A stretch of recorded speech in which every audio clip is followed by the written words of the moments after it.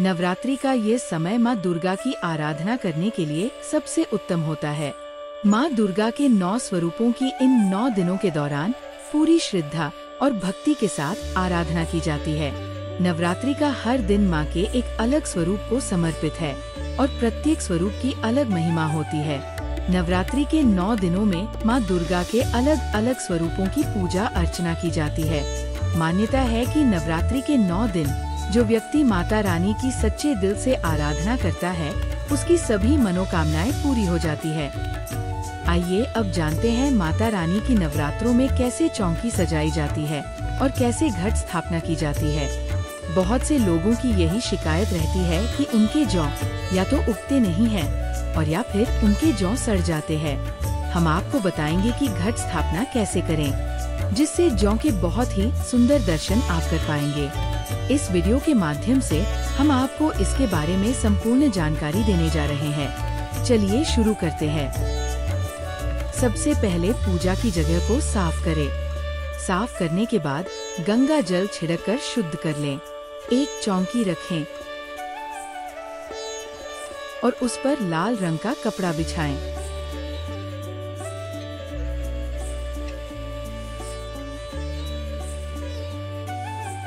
अब देवी दुर्गा की तस्वीर या मूर्ति को चौकी पर रखें। माँ दुर्गा की प्रतिमा को गंगा जल से शुद्ध कर लें।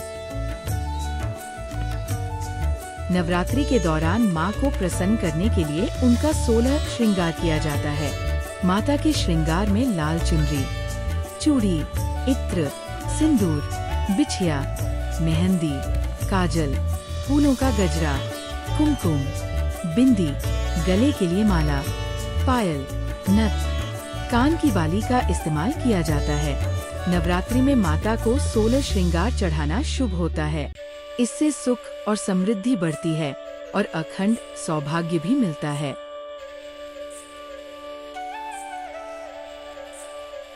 माता का श्रृंगार करें और सुंदर वस्त्रों से सजाएं और लाल रंग की चुनरी भी चढ़ाएं।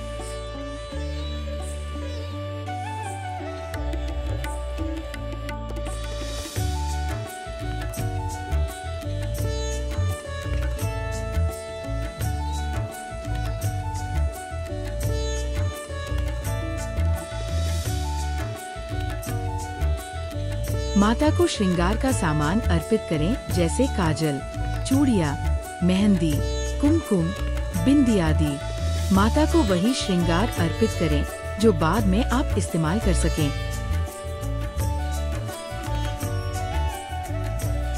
चैत्र नवरात्रि में कलश स्थापना या घट स्थापना का विशेष महत्व माना गया है।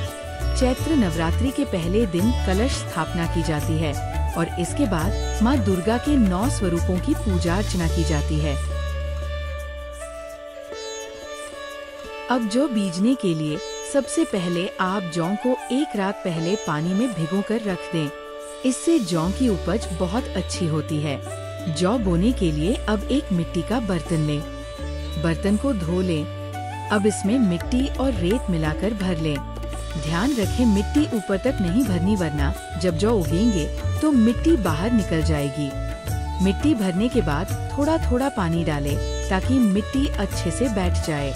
ऐसा करने से जौ के बीज नीचे नहीं दबेंगे। अब भीगे हुए जौ डालें और अच्छे से फैला दें। ध्यान रखें कि जौ बहुत ज्यादा भरने नहीं है, नहीं तो इनको उगने की जगह नहीं मिलेगी और ये सड़ जाएंगे।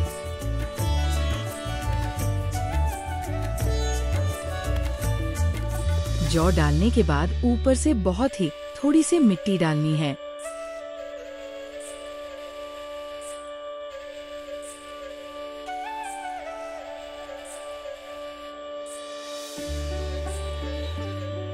अब कलश स्थापना के लिए एक तांबे या चांदी का लोटा लें। ध्यान रखें लोटा स्टील या लोहे का नहीं होना चाहिए। लोटे में साफ जल भर लें। इसमें एक सुपारी, एक चांदी का सिक्का, इत्र, चावल, हल्दी और गंगाजल डाल दें। अब इस लोटे को चावल से भरे एक ढक्कन से ढक दें।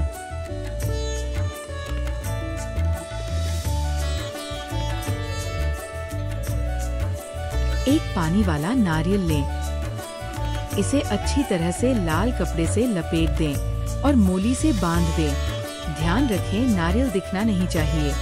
नारियल की चोंच वाला भाग कभी भी पूजा करने वाले की तरफ नहीं होना चाहिए। चोंच वाला भाग हमेशा पीछे की तरफ ही होना चाहिए।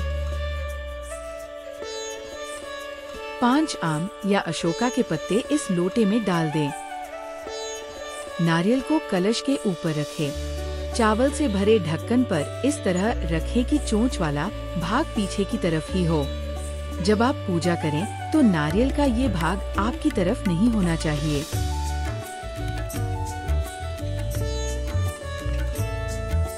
कलश को सुख समृद्धि ऐश्वर्य देने वाला तथा मंगलकारी माना जाता है। हिंदू धर्म में आस्था रखने वाले लोग किसी भी शुभ कार्य से पहले कलश स्थापित करते हैं। इसके पीछे वजह ये है कि कलश में सभी देवी देवताओं के साथ ही समस्त तीर्थों का निवास भी माना गया है। कलश के मुख में भगवान विष्णु, कंठ में भोलेनाथ, मूल भाग में ब्रह्मा जी विराजते हैं तथा मध्य में देवी शक्ति का निवास माना जाता है। साथ ही घट को ब्रह्मांड में मौजूद शक्ति का प्रतीक भी माना गया है। नवरात्रि के समय ब्रह्मांड में उपस्थित शक्तियों का घट में आह्वान करके उसे कार्यरत किया जाता है। घट या कलश को स्थापित करने मात्र से घर में मौजूद वास्तु दोष दूर होते हैं और पूजा सफल होती है। इसलिए नवरात्रि के साथ ही किसी भी शुभ कार्य से पूर्व घट को स्थापित करने का विधान है।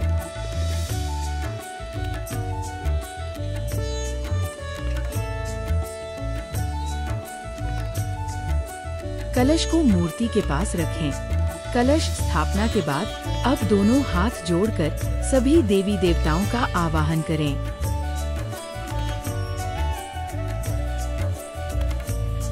इसके बाद माता को इत्र जरूर लगाएं।